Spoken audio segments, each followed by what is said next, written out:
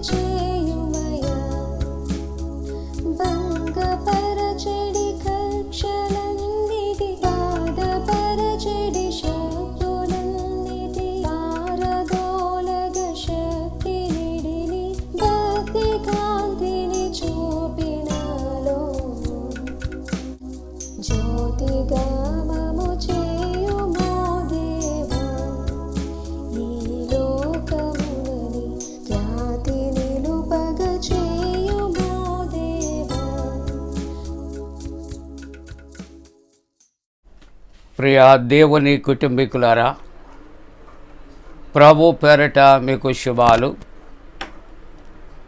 జన్మదినాలు, వివాహ దినాలు జరుపుకుంటున్న కుటుంబాలకు యేసుక్రీస్తు ప్రభు పరిశుద్ధ నామమున శుభాకాంక్షలు తెలియచేస్తూ ఉన్నాను. మరి యొక్క ప్రభు పేరిట మీ కొరకు ప్రార్థన చేస్తూ ఉన్నాం. దేవుడు మనలను నూతన మాసంలో నడిపిస్తూ ఉన్నాడు.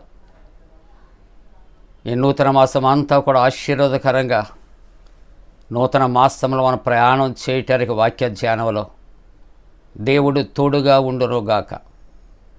ఈ ప్రాతకాల ఆరాధన కొరకు ఏర్పాటు చేయబడిన దైవవాక్యాన్ని కలిసి చదువుకుందాం. పరిశుద్ధ గ్రంథాన్ని తెరచి యెషయా గ్రంథము 48వ అధ్యాయం, యెషయా గ్రంథము 48వ అధ్యాయం 17వ వచనము చివరి భాగాన్ని, చివరి లైన్ చదువుకుందాం.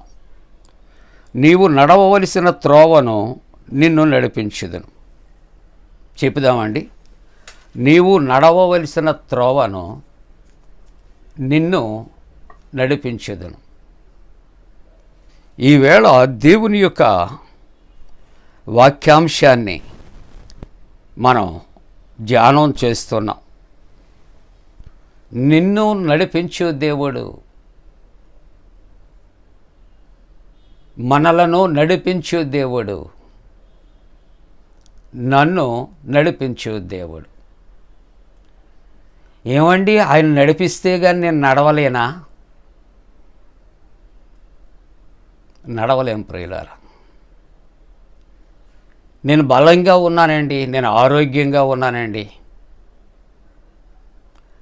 నేను చాలా దూరం కూడా నేను వెళ్ళొచ్చానండి, విదేశాలు వెళ్ళొచ్చానండి. ఆఫ్టర్ ఆల్ ఇక్కడ నేను ఆయనే పట్టుకుంటే కానీ నేను నడవలేనా? ఒకవేళ నీకు కనిపించడేమో విదేశాలు వెళ్ళిన స్వదేశముల దూర ప్రాంతాలు తిరిగి వచ్చిన క్షేమంగా రావటానికి కలిగిన కారణం ఈ ఉదయకాలం ఏంటో తెలుసా?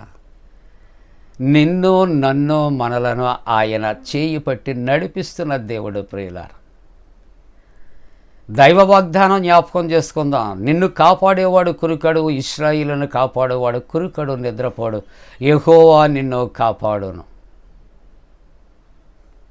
అందుకనే 127వ కీర్తనలో దైవవాక్యం, యెహోవా పట్టణమును కాపాడని ఎడల దానికి కావలి కాయువారు మేలుకొని ఇండుట వ్యర్థమే. కాబట్టి దేవుడు తన హస్తాలతో ఎప్పుడూ కూడా మనల్ని పట్టి మన అడుగులు తడబడకుండా తొట్టిల్లకుండా నడిపించే దేవుడు.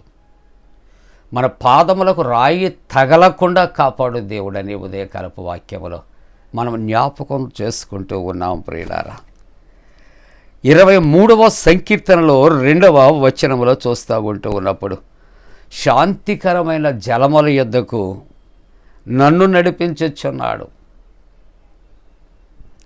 మనం నడుస్తాం, మనకు కాళ్ళలో శక్తి ఉంది, పరుగు పెడతాం, కానీ మనం వెళ్ళే మార్గాలు ఎటువంటి మార్గాలు ఆలోచన చేద్దాం, చెప్పక్కర్లేదు మనం. కానీ దేవుడు ఏ మార్గంలో నడిపిస్తాడు? శాంతికరమైన మార్గము, నెమ్మది కలిగినటువంటి మార్గము, సమాధానము కలిగినటువంటి మార్గము. అందుకని శాంతికరమైనటువంటి ఈ చక్కటి మాట, శాంతికరమైనటువంటి జలముల యొద్దకు నన్ను నడిపిస్తున్నాడు. ఒక్కొక్క పర్యాయము శాంతికరమైన జలము అంటే అక్కడికి ఎందుకు నడిపించాలి? మనం చూస్తూ ఉంటాం ఏజెన్సీ ఆ ప్రాంతాలలో మనం ఒకవేళ వెళుతున్నప్పుడు వాగులు ఉంటాయి, మనకి అంతగా ప్రాంతాలు టచ్ ఉండదు. ఎప్పుడు ఏ వాటర్ ఎక్కడ నుండి వస్తుందో, ఏ వాగు ఎప్పుడు పొంగుతుందో మనకు తెలియదు. అటువంటి పరిస్థితుల్లో అప్పటికప్పుడు వాగులు పొంగి వచ్చి మనం వెళుతూ ఉంటుండగా ఆ వాగులో ఏదీ లేదని మోటార్ బైక్స్, అలాగనే పెద్ద పెద్ద కార్లు కూడా, ఆర్టీసీ వంటి బస్సులు కూడా కొట్టుకుపోయిన పరిస్థితులు మనకి ఉన్నాయి. కానీ ప్రభు ఏం చేస్తాడంటే శాంతికరమైన జలముల యొద్దకు ఆయన నడిపిస్తాడు అని దైవవాక్యములో ఆయన సెలవిస్తూ ఉంటూ ఉన్నాడు. ఇర్మియా గ్రంథము 42వ అధ్యాయము 3వ వచనములో చూస్తూ ఉంటూ ఉన్నప్పుడు, మేము నడవవలసినటువంటి మార్గమును, చేయవలసినటువంటి కార్యమును నీ దేవుడగు యెహోవా మాకు తెలియచేసెను. ఏ మార్గములో నడవాలో, ఏ కార్యాలు చేయాలో అది దేవుడట మనకు తెలియచేశాను. మన మార్గాలు ఆయన ఎదుట ఉన్నాయి. కాబట్టి ఆ దేవుడు ఏం చేస్తాడట? మనలను నడిపించు దేవుడు. మనం బాగా పాడగలిగిన పాట నడిపించు నానావా. తర్వాత చెప్పండి, నడి సముద్రమున నా దేవా. అలాగునే చక్కటి పాట మనం పాడుకుంటాం. ఆంధ్ర క్రైస్తవ కీర్తనల పుస్తకం 239వ కీర్తన, ఆత్మ నడుపు సత్యములోనికి. దేవుడు ఎక్కడికి నడిపిస్తాడు మనల్ని? సత్యములోనికి నడిపిస్తాడు. ఎక్కడ నుండి ఎక్కడికి నడిపిస్తాడు? ఆయన మరణము నుండి జీవములోనికి నడిపిస్తాడు. మనమైతే దీనికి ఆపోజిట్ వేలో మనం ప్రయాణం చేస్తూ ఉంటాం. కాబట్టి మన దేవుడు ఆయన మనలను నడిపించే దేవుడు, మన చేయబట్టి నడిపించే దేవుడు అనే మాట జ్ఞాపకం చేసుకుంటూ 23వ సంకీర్తన 3వ వచనంలో నీతి మార్గములలో నన్ను నడిపించుచున్నాడు. ఇందాక శాంతికరమైన జలముల యొద్దకు ఆయన నడిపించినట్లుగా చూస్తూ ఉంటూ ఉన్నాం. నీతి మార్గములో మన దేవుడు మనలను నడిపించుచూ ఉన్నాడు.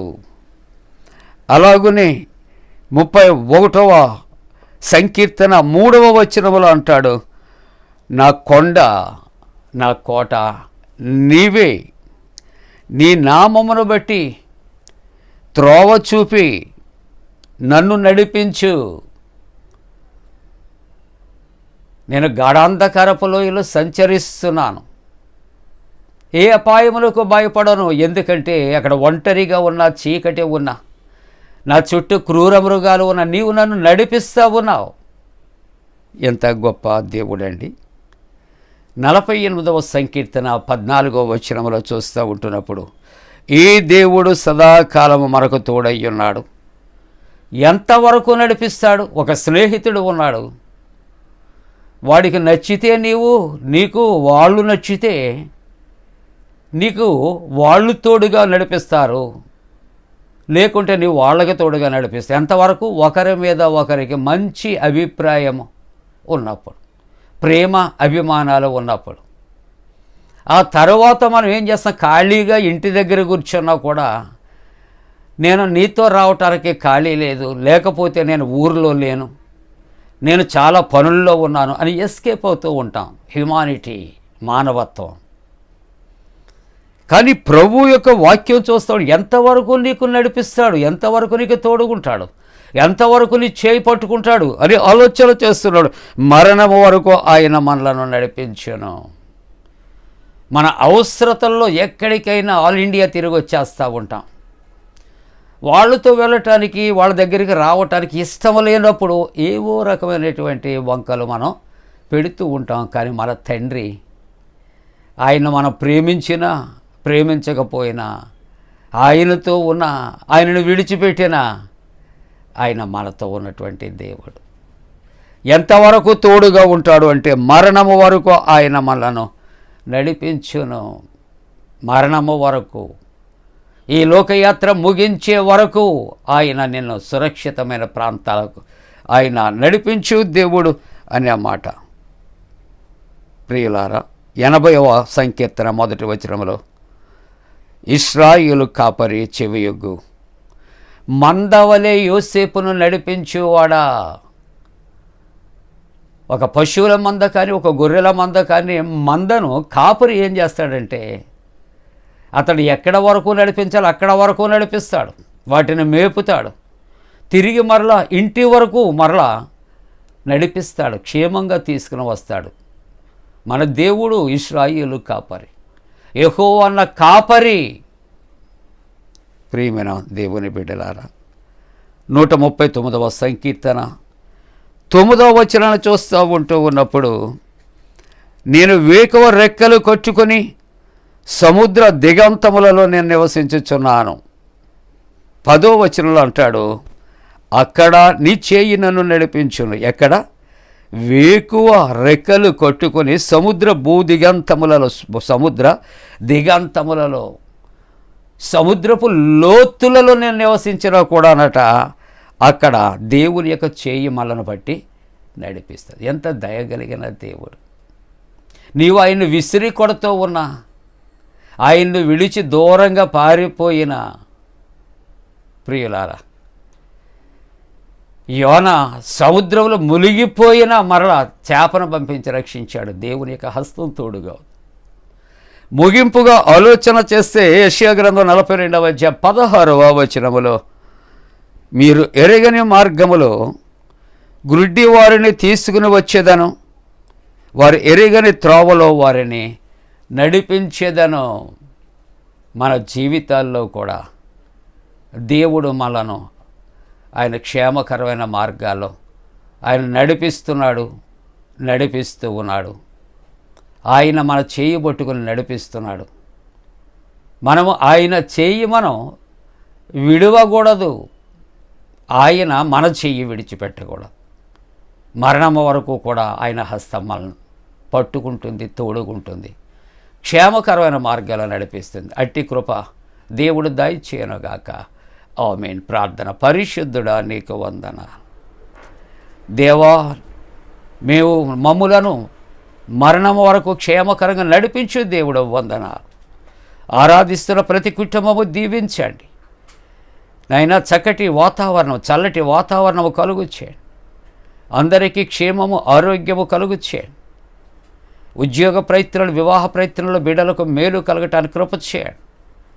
యేసు ప్రభు దివ్య నామమున వేడుకొనుచున్నాము తండ్రి, ఆమేన్. పరలోకమందున మా తండ్రి, నీ నామం పరిశుద్ధపరచబడనుగాక, నీ రాజ్యం వచ్చునుగాక, నీ చిత్తం పరలోకమందున వేర్చినట్టు భూమి అందు నెరవేరునుగాక. మా ఇందిన ఆహారం నేడు మా దాయిచ్చే, మా ఎడల ప్రాధం చేసిన వారిని క్షమించిన ప్రకారముల ప్రథమ క్షమించము, శోధంలోనే తెక కీడును తప్పించము. రాజ్యము, శక్తి, మహిమ నిరంతరము నీవే ఉన్నవి, ఆమేన్. మన పరమ తండ్రి అయిన దేవుని యొక్క ప్రేమయు, ప్రభువైన యేసుక్రీస్తు ప్రభు కృపయు, పరిశుద్ధాత్మక అన్యోన్య సహవాసము, ప్రాతకాల ఆరాధనలో ప్రభువుని ఆరాధిస్తున్న ప్రతి కుటుంబానికి తోడుగుండి సంరక్షించి కాపాడునుగాక, ఆమేన్.